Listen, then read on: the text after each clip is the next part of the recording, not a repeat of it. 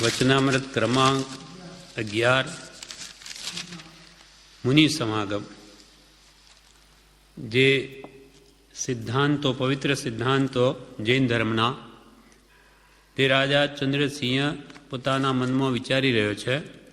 तेमां एक अभयदान, बीजू तप, त्रीजो भाव, ये 3 आपणे वांची गया।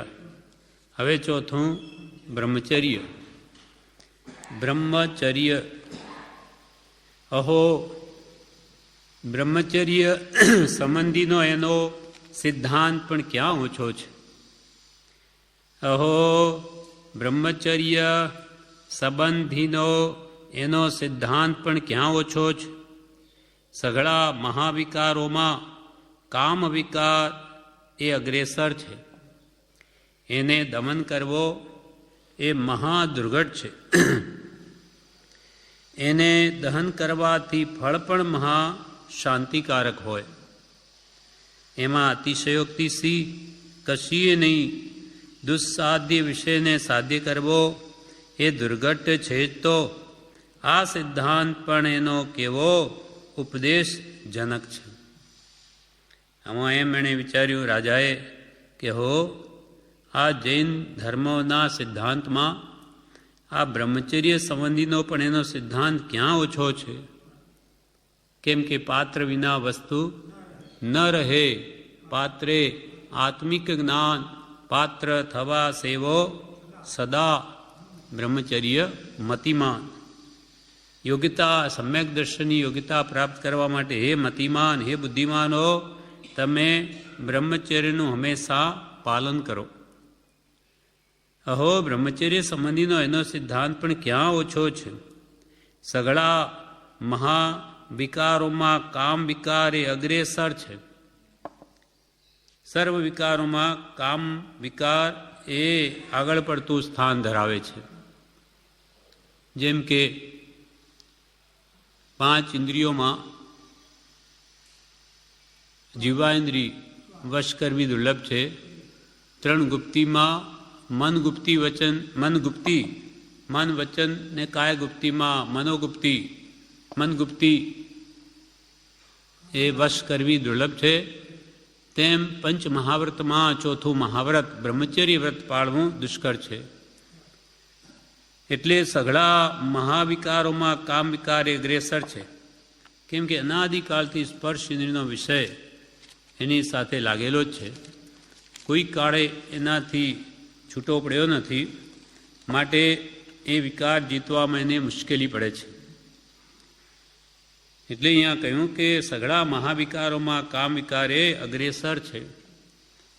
कृपालदेव वचनामृतमां कहे छे कि स्त्रीना स्वरूप पर मोह थतो अटकाववाने वगर त्वचानु तेनु रूप वारंवार चिंतवा योग्य छे। कि स्त्रीना स्वरूप पर जो जीवने मोह थाय तो ए अटकाववा माटे शुं करवुं। स्त्रीनुं शरीर त्वचा वगरनुं विचारवुं। एटले शरीर पर चामड़ी न होय तो ये कल्पना करीने जे विचारे तो अंदरमां शुं भर्युं भयंकर लागे। आ मांस लोही हाड़का मळ मूत्र आदि ये सप्त दुर्गंधमय धातुनो भरेલું आ शरीर एनो आ जी विचार करे तो ये बात समझावी छे। एटले के वारंवार विचार में लेवुं जे खरेखर वास्तविकता छे। स्त्री के पुरुष बधानुं शरीर तो औदारिक छे। ए दुर्गंधमय धातुनो बनेલું पण आ जीवने अज्ञानवश दर्शन मोहना बळवानपणाने लईने ए वात बेसती नथी। हजी एटले स्त्रीना स्वरूप पर मोह थतो अटकाववाने वगर त्वचानु तेनु रूप वारंवार चिंतवा योग्य छे। वारंवार केम के पाछो भूली जाय छे। अनादिनो अभ्यास विपरीत होवाथी ए वातने वारंवार याद करवी कि शरीर ए तो मळमूत्रनी ज खाण छे। खाण मूत्र ने मळनी रोग जरा ने निवासनु धाम काया एवी गणीने मान तजीने कर सार्थ काम। एम सगळा महाविकारों में काम विकार अग्रेसर है। એને દમન કરવો એ મહાદુર્ઘટ છે. એને દહન કરવાથી ફળ પણ મહાશાંતિકારક હોય એમાં અતિશયોક્તિ સી. એને દહન કરવો મહાદુર્ઘટ. અનાદિનો અભ્યાસ હોવાથી એ વિકારને દૂર કરવો પણ મહાદુર્ઘટ છે, પણ આવા દુર્ઘટ વિષયને જીતવાથી એનું ફળ પણ મહાન છે, ઘણું મોટું છે. તેના માટે કૃપાલદેવ આભ્યંતર પરિણામ હાથ લો નોંધ 3 19મા ક્રમમાં કે છે, એટલે 830મા પાન ઉપર જણાવે છે વચનામૃતમાં કે સર્વ ચારિત્ર વશીભૂત કરવાને માટે, સર્વ પ્રમાદ ટાળવાને માટે, આત્મામાં અખંડ વૃત્તિ રહેવાને માટે, મોક્ષ સંબંધી સર્વ પ્રકારના સાધનના જેને અર્થે બ્રહ્મચર્ય અદ્ભુત અનુપમ સહાયકારી છે અથવા મૂળભૂત છે. કેટલું ફળ મહાન! તો કે બ્રહ્મચર્ય વડે જીવ સર્વ ચારિત્રને વશીભૂત કરી શકે. ચારિત્ર શું? તો કે સ્વરૂપમાં સ્થિરતા કરવી તે તો નિશ્ચય ચારિત્ર છે. અને વ્યવહાર ચારિત્ર શું? તો કે પંચ મહાવ્રત, પંચ સમિતિ, 3 ગુપ્તિ, 4 કષાયનો જય, 5 ઇન્દ્રિયનો જય, એ વગેરે બ્રહ્મચર્ય પાળવાથી બધું સુલભ થઈ જાય છે. એટલે વ્યવહાર ચારિત્ર શુદ્ધ રીતે પાળી શકે અને નિશ્ચય ચારિત્રનું કારણ થાય છે. માટે સર્વ ચારિત્ર વશીભૂત કરવાને માટે, સર્વ પ્રમાદ ટાળવાને માટે, વિષય કસાય વિખતા સ્નેહ અને નિદ્રા એ 15 પ્રકારના પ્રમાદ છે. સર્વને ટાળવાને માટે બ્રહ્મચર્ય એ અદ્ભુત અનુપમ સહાયકારી છે. અને આત્મામાં અખંડ વૃત્તિ રહેવાને માટે, આત્મામાં રમણતા, અખંડ રમણતા એ નિશ્ચય બ્રહ્મચર્ય થયું. એટલે બાહ્ય બ્રહ્મચર્ય હોય તો જ નિશ્ચય આત્મામાં રમણતા થઈ શકે, એમાં ઘણું સહાયક છે. આત્મામાં અખંડ વૃત્તિ રહેવાને માટે મોક્ષ સંબંધી સર્વ પ્રકારના સાધનના જયને અર્થે, એટલે જ્ઞાન, દર્શન, સંયમ કે ભક્તિ આદિ આ બધા સાધન પ્રત્યક્ષ છે, તો એને આ સહાયતા આપે. મનની પવિત્રતા એ જ્ઞાન, દર્શન, સંયમની આરાધના શુદ્ધ રીતે કરાવી શકે. એટલે સર્વ ચારિત્ર્ય વશીભૂત કરવાને માટે, સર્વ પ્રમાદ ટાળવાને માટે, આત્મામાં અખંડ વૃત્તિ રહેવાને માટે, મોક્ષ સંબંધી સર્વ પ્રકારના સાધનના જયને અર્થે બ્રહ્મચર્ય અદ્ભુત અનુપમ સહાયકારી છે અથવા મૂળભૂત છે. અનુપમ એટલે એના જેવું બીજું નહીં, એટલું બધું આત્મકલ્યાણમાં એ સહાયક છે. અહો બ્રહ્મચર્ય સંબંધીનો એનો સિદ્ધાંત પણ ક્યાં ઓછો છે. સઘળા મહાવિકારોમાં કામ વિકારે અગ્રેસર છે, તેને દમન કરવો એ મહાદુર્ઘટ છે. એને દહન કરવાથી ફળ પણ મહાશાંતિકારક હોય. 413 પાન ઉપર કૃપાલદેવ જણાવે છે કે સત્સંગ છે તે કામ બાળવાનો બળવાન ઉપાય છે. સર્વજ્ઞાની પુરુષે કામનું જીતવું તે અત્યંત દુષ્કર કહ્યું છે. તે સાવ સિદ્ધ છે. અને જેમ જેમ જ્ઞાનીના વચનનું અવગાહન થાય છે, તેમ તેમ કંઈક કંઈક કરી પાછો હટતા અનુક્રમે જીવનું વીર્ય બળવાન થઈ કામનું સામર્થ્ય જીવથી નાશ કરાય છે. કે સંગ જેવો રંગ લાગે છે જીવને. સત્સંગ છે તે કામ બાળવાનો બળવાન ઉપાય છે. સર્વજ્ઞાની પુરુષોએ કામનું જીતવું દુષ્કર કહ્યું, કેમ કે અનાદિનો અભ્યાસ છે. કોઈ પણ અનંત કાળમાં પણ કોઈ કાળે સ્પર્શ ઇન્દ્રિયનો વિષય છૂટ્યો નથી. એકેન્દ્રિય પણ તો હતું, એટલે કામેન્દ્રિય તો હતી, શરીરે સ્પર્શ ઇન્દ્રિય તો હતી. એટલે એ કામનું જીતવું અત્યંત દુષ્કર કહ્યું છે. તે સાવ સિદ્ધ છે. અને જેમ જેમ જ્ઞાનીના વચનનું અવગાહન એટલે ઊંડા ઉતરીને વિચારવું થાય, તેમ તેમ કંઈક કંઈક કરી પાછો હટતા અનુક્રમે જીવનું વીર્ય બિલમાં બળવાન થઈ અને કામનું સામર્થ્ય જીવથી નાશ કરાય છે. કામનું સ્વરૂપ જ નાની પુરુષના વચન સાંભળી જીવે જાણ્યું નથી, અને જો જાણ્યું હોત તો તેને વિશે સાવ નિરસતા થઈ હોત. એ જ વિનંતી આ સ્વપ્રણામ 511 પત્રનો છેલ્લો પેરેગ્રાફ, કે કામનું સામર્થ્ય, કામનું સ્વરૂપ જ નાની પુરુષના વચન સાંભળી જીવે જાણ્યું નથી. નાની પુરુષે કામનું સ્વરૂપ કેવી રીતે કહ્યું, એથી મનમાં કેટલી બધી ભયંકરતા વિકાર વ્યાપે ત્યારે કેવી સ્થિતિ હોય છે, અને વૃત્તિઓ કેવી હોય, એની દૃષ્ટિ કેટલી મલિન હોય, એ જો જાણ્યું હોત તો તેને વિશે સાવ નિરસતા થઈ હોત. તે રૂપ થઈ જાય છે. પણ આ મારી દશા એવી કેમ થઈ, એના પાછળ શું કારણ છે, એ જો વારંવાર વિચારવામાં આવે તો એ વાત એને સમજાવી છે. એટલે સ્વદોષ દર્શનમાં રત્નાકર 25માં રત્નાકર સૂર્યે લખ્યું છે, મેં ભોગ સારા ચિંતવ્યા પણ રોગ સમચિંત્યા નહીં. મેં ભોગ સારા ચિંતવ્યા પણ રોગ સમચિંત્યા નહીં. નહીં ચિંતવ્યું મેં નર્ક કારાગ્ર સમી છે નારીઓ. મધુબિંદુની આશા મહી ભય માત્ર હું ભૂલી ગયો. મેં ભોગ સારા ચિંતવ્યા પણ રોગ સમચિંત્યા નહીં. આગમ નહીં છું ધન તણું પણ મરણને પ્રીચ્યું નહીં. નહીં ચિંતવ્યું મેં નર્ક કારાગ્ર સમી છે નારીઓ.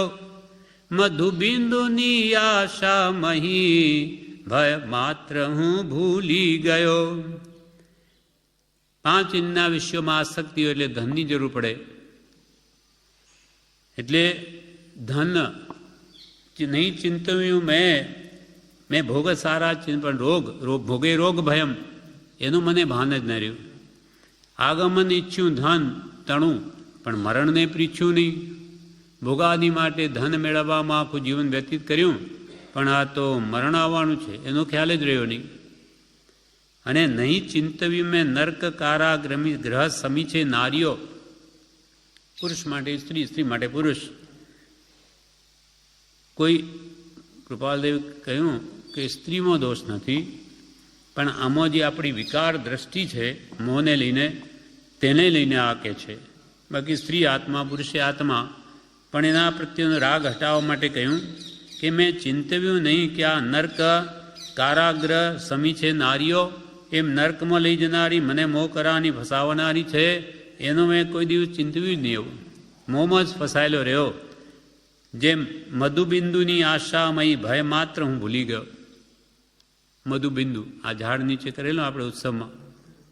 હવે એને ઉપરથી એક ટીપું પડે મધનું, કે નીચે 4 ગતિઓ છે, બધું દુઃખ ભૂલી ગયો. એમ આ જીવ સંસારની મોહમાયામાં ભવિષ્યમાં શું થવાનું છે કંઈ ખ્યાલ આવતો નથી. અરે કરે કાળ જાને કતલ પીડા કામની બિહામણી. કરે કાળ જાને કતલ પીડા કામની બિહામણી. એ વિષયમાં બની અંધ હું વિડંબના પામ્યો ઘણી. તે પણ પ્રકાશ્યું આજ લાવી લાજ આપતણી કને. જાણો સહુ તેથી કહું કર માફ મારા વાંકને. જાણો સહુ તેથી કહું કર માફ મારા વાંકને. કરે કાળ જાની કતલ પીડા કામની બિહામણી. એ વૃત્તિ જ્યારે ઉઠે ત્યારે માણસ આંધળો બની જાય છે. તે કાળજાને કતલ પીડા ઉપજાવે તેવી એ કામની બિહામણી વૃત્તિ.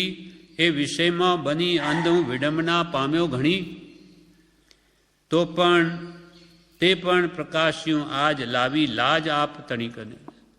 મેં આવા કામ કર્યા તે પણ લાજ લાવીને આપની સન્મુખે ભગવાન આ બધું પ્રકાશ્યું. આપ તો બધું જ જાણો છો. જાણો સહુ તેથી કહું કર માપ મારા વાંક. અજ્ઞાનવશ મોહવશ જે મેં આવા કામ કર્યા, હે ભગવાન હવે મારી આવી વૃત્તિઓનો નાશ કર અને મને સ્વરૂપમાં રમણતા કરાવ. નિર્દોષ સુખ નિર્દોષ આનંદ લ્યો, ગમે ત્યાંથી ભલે દિવ્ય શક્તિમાન જેથી જંજીરેથી નીકળે. એટલે સત્સંગ છે તે કામ બાળવાનો ભણવાનો ઉપાય છે. સર્વ જ્ઞાની પુરુષોએ એને દુર્લભ કહ્યું, પણ સત્સંગનું સામર્થ્ય એવું છે કે જે વડે કામનું સામર્થ્ય નાશ કરી શકાય છે.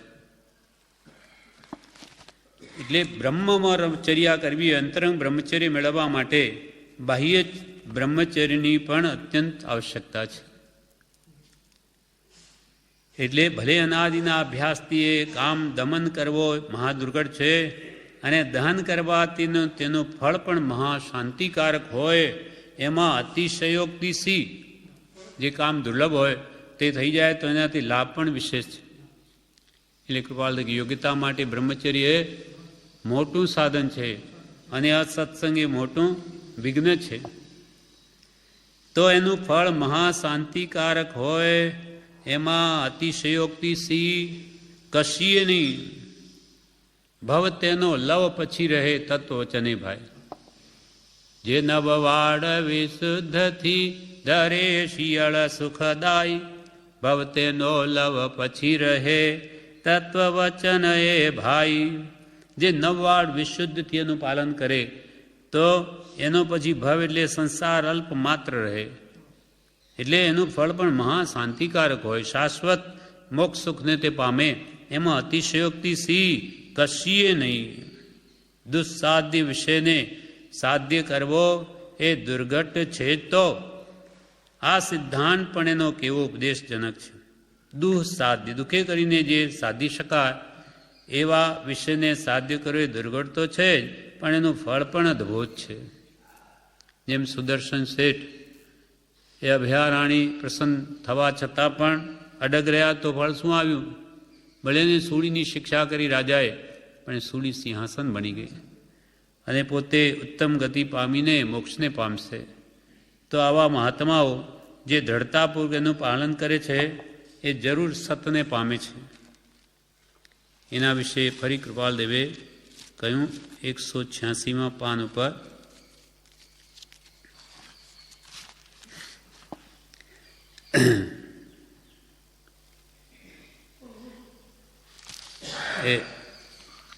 કે મહારૌદ્ર એવું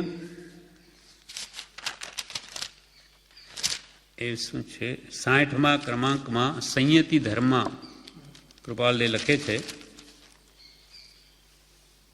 મહારૌદ્ર એવું અબ્રહ્મચર્ય, પ્રમાદને રહેવાનું સ્થળ, ચારિત્રનો નાશ કરનાર, ત્યાં જગતમાં મુનિ આચરે નહીં. મહારૌદ્ર એટલે હિંસા કરીને આનંદ માનવો. મૈથુનાદિ ક્રિયામાં 9 લાખ જીવોની હિંસા છે. તો એવી હિંસા કરીને આનંદ માનવો તે રૌદ્ર ધ્યાન, મહારૌદ્ર ધ્યાન. એવું અબ્રહ્મચર્ય, પ્રમાદને રહેવાનું સ્થળ, ચારિત્રનો નાશ કરનાર, સ્થિરતાનો નાશ કરનાર, ચિત્ત અસ્થિર બની જાય, તે આ જગતમાં મુનિ આચરે નહીં. આવું જે મહારૌદ્ર બ્રહ્મચર્ય તેને મુનિ મહાત્માઓ આચરે નહીં. આ પ્રમાણે આ સિદ્ધાંત પણ એનો કેવો ઉપદેશજનક છે. આ સિદ્ધાંત પણ એનો કેવો ઉપદેશજનક છે, એટલે કે કેવો અદ્ભુત ઉપદેશ આપનાર છે. 715 પાન ઉપર કૃપાલદેવ જણાવે છે, બ્રહ્મચર્ય વિશે પરમાર્થ હેતુ માટે નદી ઉતરવાને ટાઢા પાણીની મુનિને આજ્ઞા આપી, પણ અબ્રહ્મચર્યની આજ્ઞા આપી નથી.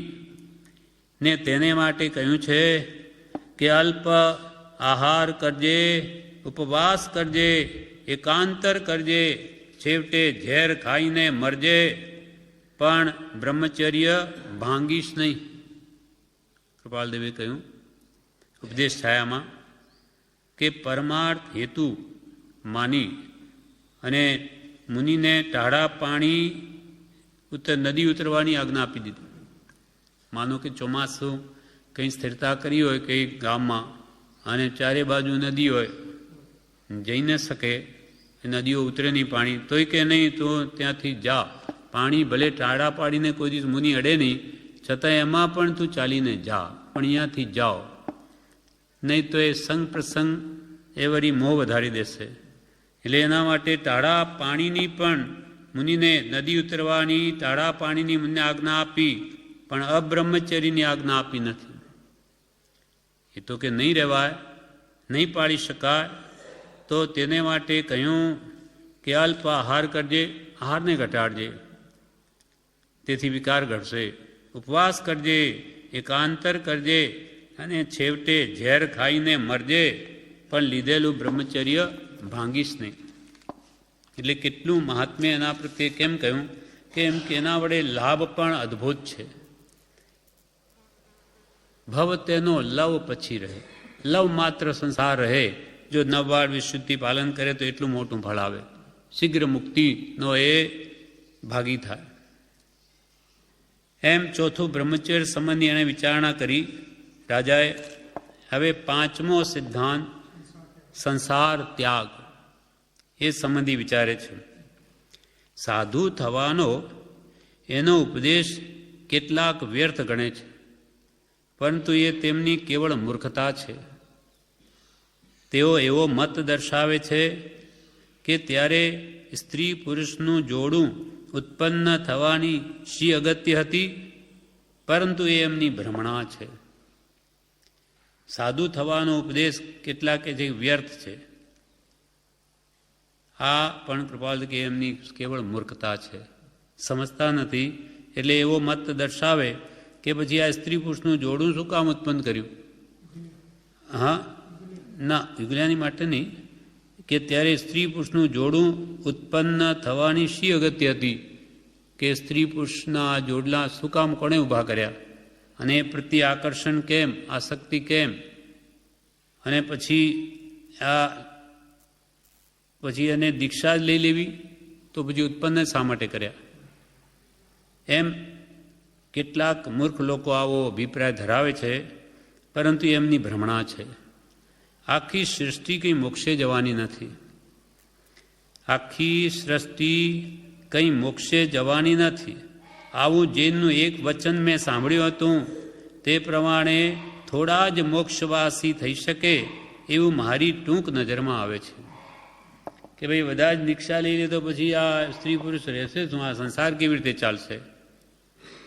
પણ એવું કોઈ કાળે બનવાનું નથી.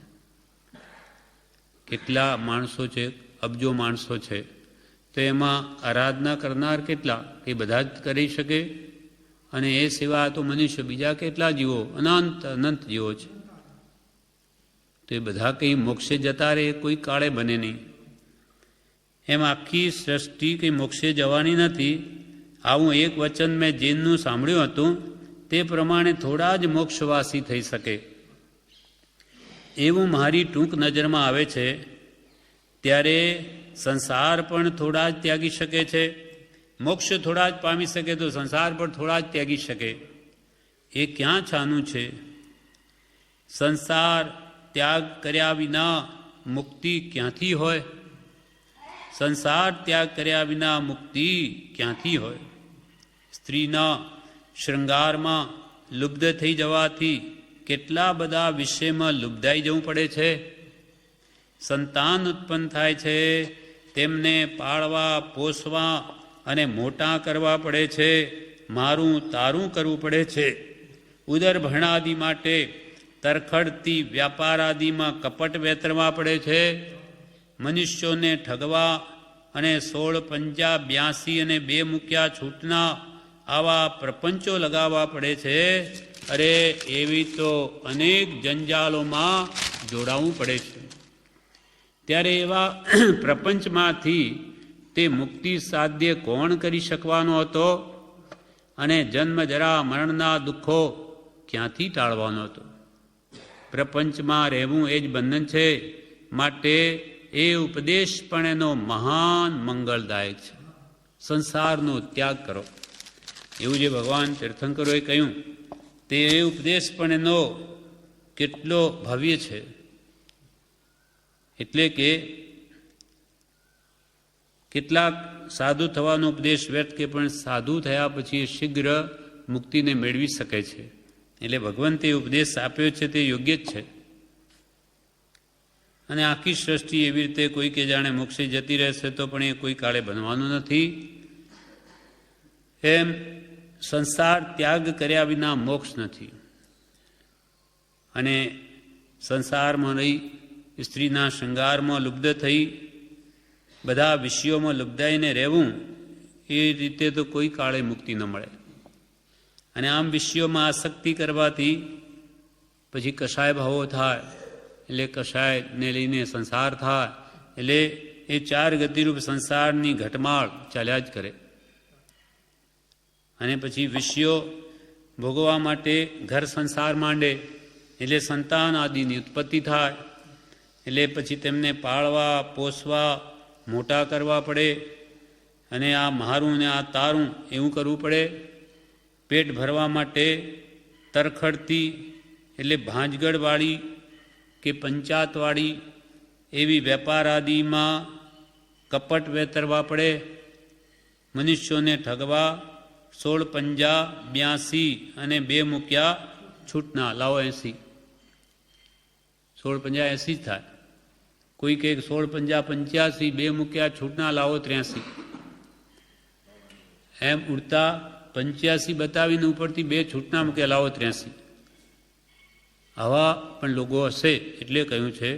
એટલે કૃપાળ કે 16 પંજા 82, 2 છૂટના મૂક્યા લાવો 80. ઉપરથી કે છૂટ મૂકી તમને. એમ આવી બધી યુક્તિઓ લગાવી અને પૈસા ભેગા કરવામાં થાય. ઉદર ભરણાદિ માટે તરખડતી વેપાર આદિમાં કપટ વેતરવા પડે છે. મનુષ્યોને ઠગવા અને 16 પંજા 82 અને 2 મૂક્યા છૂટના આવા પ્રપંચો લગાડવા પડે છે. અરે એવી તો અનેક જંજાળોમાં જોડાવવું પડે છે. અને અંતે કોઈનું નથી. બધો સ્વાર્થનો સંસાર છે.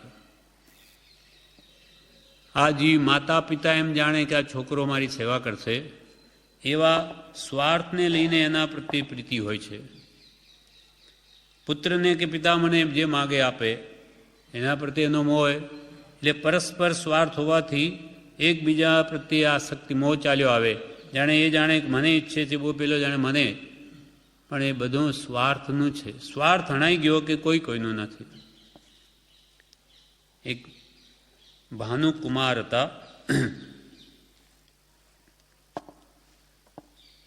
એ તરત મરણ પામીને દેવ થયો.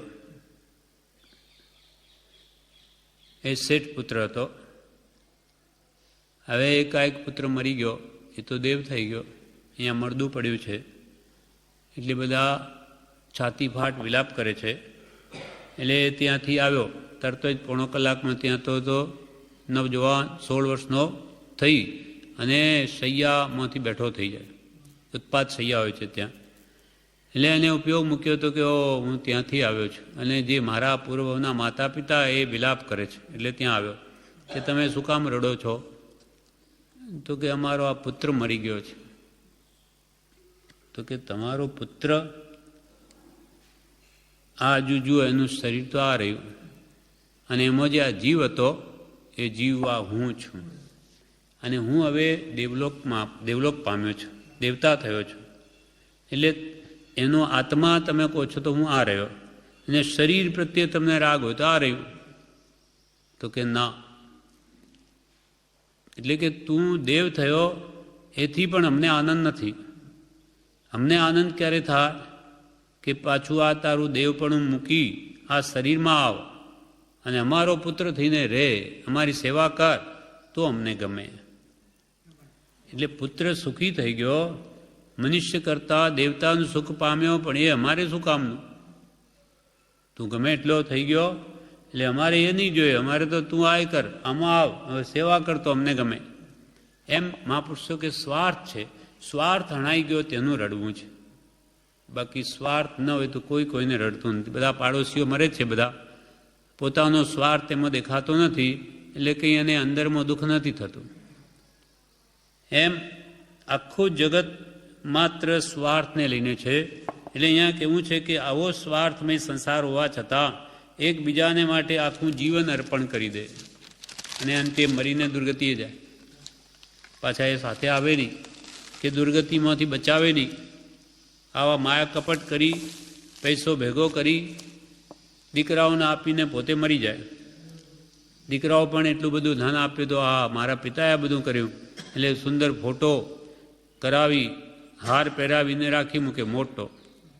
અને પેલા માયા કપટ કરીને શેઠ બન્યા હોય બળદ કે કંઈ એવા પશુ કે જ્યાં પરોણાના માર ખાતા હોય, ઘોંચાતા હોય, ઉપરથી માર પડતા હોય, ત્યાં દીકરાઓ ક્યાં હાથ રાખવા આવે? એમાં હજી માયા પ્રપંચ કરી જે મેળવેલું એ તો બીજાને આપી દે. હવે એના ક્યાં છોકરા રહ્યા? પણ પાપ સાથે ગયું, પોતે ત્યાં દુઃખ ભોગવે, અહીંયા છોકરાઓ ફોટા લગાડીને રાજી થાય કે આ મારા પિતા. પણ આ જીવને હજુ આનું ભાન આવતું નથી કે પૂત સપૂત તો ક્યું ધન સંચે અને પૂત કપૂત તો ક્યું ધન સંચે. તારો પુત્ર કપૂત છે તો તારું કરેલું પણ એ ઉડાડી દેશે, એના નસીબમાં નથી. એને વિનાશકાલે વિપરીત બુદ્ધિ સૂજી અને બધું જતું રહેશે. અને પૂત સપૂત છે, પુણ્યશાળી છે, તો એના પુણ્યમાં હશે તો બધું મળી આવશે. તારું આપેલું નહીં રહે, એના પુણ્યમાં હશે તો રહેશે. એટલે કોઈ બીજાને માટે આપણું જીવન બગાડવા જેવું નથી. આપણો ફરજ એટલો જ કે સંસારમાં છીએ તો પુત્ર પુત્રીઓના જેમને કામ ધંધે લગાડી કે એનો સંસાર ચાલુ થઈ ગયો કે આપણે એમાંથી ખસી જવું, એ જ પુત્રનું ફળ છે. પુત્ર પોતાના પગભર થયો કે પિતાએ પછી પરભવનું ભાતું બાંધવા ત્યાંથી નીકળી પડવું. નહીં તો એ પણ એને મોહવશ એમાં જ મચી રહે તો એનું જીવન બરબાદ થઈ ગયું, બહુ ભાવ બગડે. એમ કે છે અનેક જંજાલોમાં જોડાવું પડે છે ત્યારે એવા પ્રપંચમાંથી તે મુક્તિ સાધ્ય કોણ કરી શકવાનો હતો? એટલા બધા કામમાં જંજાળમાં પડેલો માણસ, તેને નિવૃત્તિ જ ક્યાં છે? સત્સંગ, ભક્તિ, સદવિચાર માટે અવકાશ ક્યાં છે? એટલે અસત્સંગને અસત પ્રસંગથી જીવનું વિચાર બળ પ્રવર્તું નથી. એટલે આરંપરિક ગૃહનું અલ્પત્વ કરે, નિવૃત્તિ મેળવે તો ભક્તિ સત્સંગ વડે મન શુદ્ધિ કરી શકે, આત્મવિચારણા કરી શકે.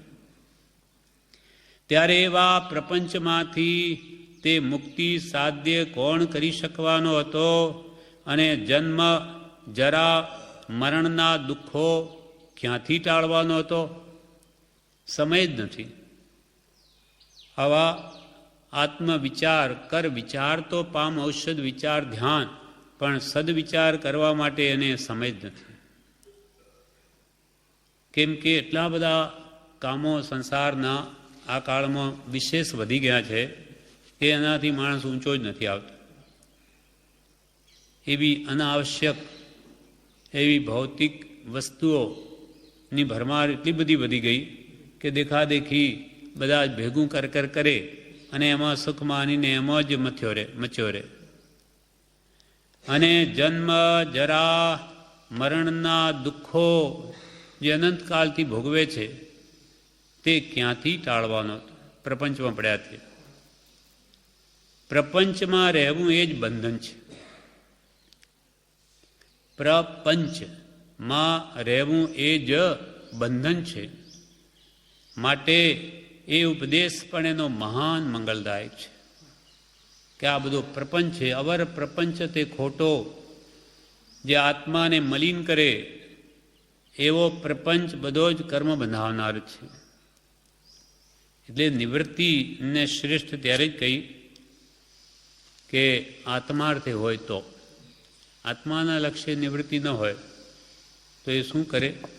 માનો કે શહેર છોડી પોતાનું ગામ હોય ત્યાં જઈને રહે તો ત્યાં કુથલી કરે, જગતના બીજાના ઘર ભાંગે આગા પાછી ઈર્ષા દ્વેષ કે એ કરીને પણ એનું જીવન ત્યાં પણ કર્મ જ બાંધે.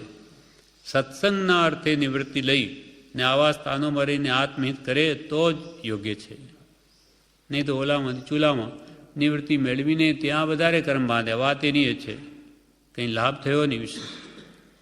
એટલે પ્રપંચમાં ગમે ત્યાં પણ રહેવું એ જીવને કર્મ જ બંધાવનાર છે. માટે એ ઉપદેશ પણ એનો મહાન મંગલદાયક છે. હવે છઠ્ઠું તત્વ વિચારે છે. આ સંસાર ત્યાગ આપણે વાંચ્યું. હવે છઠ્ઠો સિદ્ધાંત સુદેવ ભક્તિ. સુદેવ સતદેવ એની ભક્તિ, એના પ્રત્યે પ્રેમ પ્રીતિ, આ પણ એનો સિદ્ધાંત કાંઈ જેવો તેવો નથી. ગોપાલદે કે રાજા વિચારે છે કે આ સતદેવની ભક્તિ કરવી એ પણ સિદ્ધાંત કંઈ જેવો તેવો નથી. કેમ કે સતદેવ કેવા છે? જે કેવળ સંસારથી વિરક્ત થઈ સત્ય ધર્મ પાળી અખંડ મુક્તિમાં બિરાજમાન થયા છે, તેની ભક્તિ કાં સુખપ્રદ ન થાય? જે કેવળ સંસારથી વિરક્ત થઈ સત્ય ધર્મને પાળી અખંડ મુક્તિમાં બિરાજમાન થયા છે, તેની ભક્તિ કાં સુખપ્રદ ન થાય? સંસારની મોહ માયાને સંપૂર્ણ છોડી દઈ આત્મધર્મને પાડી અખંડ શાશ્વત મુક્તિ મેળવી શુદ્ધ સ્વરૂપમાં જે હંમેશા સર્વકાલને માટે બિરાજમાન થયા એવા સતદેવની ભક્તિ કેમ સુખ ના આપે? આપે જ. એમની ભક્તિના સ્વાભાવિક ગુણ આપણે શિરથી ભવબંધનના દુઃખ ઉડાડી દે એ કોઈ સંશયાત્મક નથી. આવા નિર્મળ પુરુષોની ભક્તિ શુદ્ધ આત્માની, તે સ્વાભાવિક એમના ગુણો પવિત્રતા એ આપણા શિરથી ભવબંધનના દુઃખ ઉડાડી દે એ કાંઈ સંશયાત્મક નથી.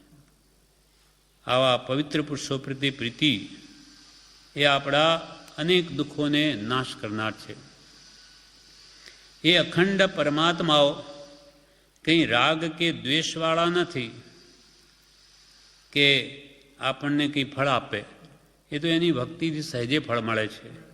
આપણી જ વૃત્તિ એવી થઈ જાય છે. બાકી એની એ અખંડ પરમાત્માઓ કંઈ રાગ કે દ્વેષવાળા નથી, પરંતુ પરમ ભક્તિનું એ સ્વતઃ ફળ છે. એ કંઈ રાગ દ્વેષવાળા નથી કે ભાઈ જે એમની ભક્તિ કરે તેને તો ફળ આપી દે, સુખ આપે, મોક્ષ આપે, અને જે એમની ભક્તિ ન કરે એને દુઃખ આપે કે એના પ્રત્યે દ્વેષ રાખે, એવું એ ભગવાનના હૃદયમાં છે જ હોય જ. અને હોય તો એ પરમાત્મા જ થઈ ન શકે. રાગ દ્વેષથી રહિત એ જ પરમાત્મા છે. એ અખંડ પરમાત્માઓ કંઈ રાગ કે દ્વેષવાળા નથી, પરંતુ પરમ ભક્તિનું એ સ્વતઃ ફળ છે. આપણને જે મળે છે સુખ શાંતિ કે આપણા ભવબંધન તૂટે છે તે. જેમ કે અગ્નિનો સ્વભાવ જેમ ઉષ્ણતાનો છે તેમ એ તો રાગદ્વેષ રહિત છે. ભગવાન તો રાગદ્વેષ રહિત જ છે, પરંતુ તેની ભક્તિ ન્યાય મતે ગુણદાયક છે.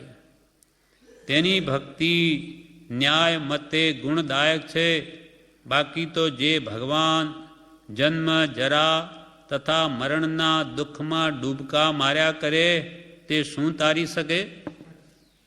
કહેવાતા ભગવાન જે પોતે જન્મ મરણથી મુક્ત થયા નથી એ અને પોતે જ જન્મજરા મૃત્યુમાં રૂપી સમુદ્રમાં ડૂબકા માર્યા કરે તે બીજાને શું તારી શકવાના હતા? આ કહેવાતા બધા દેવો જે બ્રહ્મા વિષ્ણુ મહેશ કે કૃષ્ણનું પણ સ્વરૂપ ભજે તે પણ રાધા સાથે, તો પછી રાગનો પ્રત્યક્ષ ચિહ્ન સાથે છે. રામ મોક્ષે ગયા તો પણ એને સીતા સાથે ઉત્તમ આદર્શ ગ્રસ્તનું સ્વરૂપ પૂજે, પણ એ તો વિતરાગ થઈ ગયા છે. કોઈ વળી દેવોના હાથમાં શસ્ત્રો છે એને ભજે. હવે શસ્ત્ર છે તો પછી આ દ્વેષનું ચિહ્ન થઈ ગયું, અને પ્રત્યેક જ્યાં રાગ દ્વેષ છે તે તો ભગવાન કોઈ કાળે હોઈ શકે નહીં. અને વળી ગદા શસ્ત્રો રાખે એટલે એમને હજુ ભય પણ છે. તો આવા પોતે ભયભીત જીવો એ પરમાત્માના નામે પોતાને ઓળખાવી અને કે તમારું દુઃખ હરી લે, પહેલાં તમારું પોતાનું તો હરી લો. કોઈના હાથમાં વળી જપમાળા છે એટલે દેવોનું પણ મન વશ નથી, તો આપણું મન એ શું વશ કરવાના હતા? એટલે જે કહેવાતા ભગવાન જન્મ જરા તથા મરણના દુઃખમાં ડૂબકા માર્યા કરે તે શું તારી શકે? પથ્થર પથ્થરને કેમ તારે? પથ્થરની નાવ પોતે જ બુડી જાય, બીજાને શું તારે? પથ્થર પથ્થરને કેમ તારે? માટે એનો આ ઉપદેશ પણ દ્રઢ હૃદયથી માન્ય કરવા આવ્યું છે. સતદેવ ગુરુ ધર્મ પ્રત્યેની દ્રઢ શ્રદ્ધા રાખવા આવ્યું છે. કેમ કે સાચા દેવ વગર એ કોઈ કાળે મુક્તિનો માર્ગ બતાવી શકે નહીં. કેમ કે પોતે જ જાણતા નથી મુક્તિનો યથાર્થ માર્ગ, તો બીજા એના આશ્રિતોને ક્યાંથી બતાવે? પોતે આંધળો હોય બીજાને માર્ગ ક્યાંથી બતાવે? આંધળાના કયા પ્રમાણે ચાલે તો એ પૂડે બળે, એ આંધળો ખાડામાં પડ્યા નહીં પાડે. એટલે સાચા દેવની ભક્તિ કરવી એ જે એનો સિદ્ધાંત છે તે પણ કાંઈ જેવો તેવો નથી. કેમ કે એ સર્વદોષથી અઢાર દૂષણ રહિત દેવ છે. અને આવા વિતરાગ સમો દેવો ન ભૂતો ન ભવિષ્યત. ભૂતકાળમાં પણ અનંતકાળ વહી ગયો, વિતરાગ સમાન કોઈ દેવ થયો નથી, અને ભવિષ્યમાં કોઈ કાળે પણ એના જેવો બીજો નહીં થાય. જે વિતરાગતાને પામશે વિતરાગ થશે, પણ આ બધા કહેવાતા દેવો એ વિતરાગતાની હરોળમાં ના આવી શકે. આ પ્રમાણે આ છઠ્ઠો સિદ્ધાંત પણ પૂરો થયો. હજુ કુલ્લે 9 છે, બાકીના આપણે આવતીકાલે લઈશું.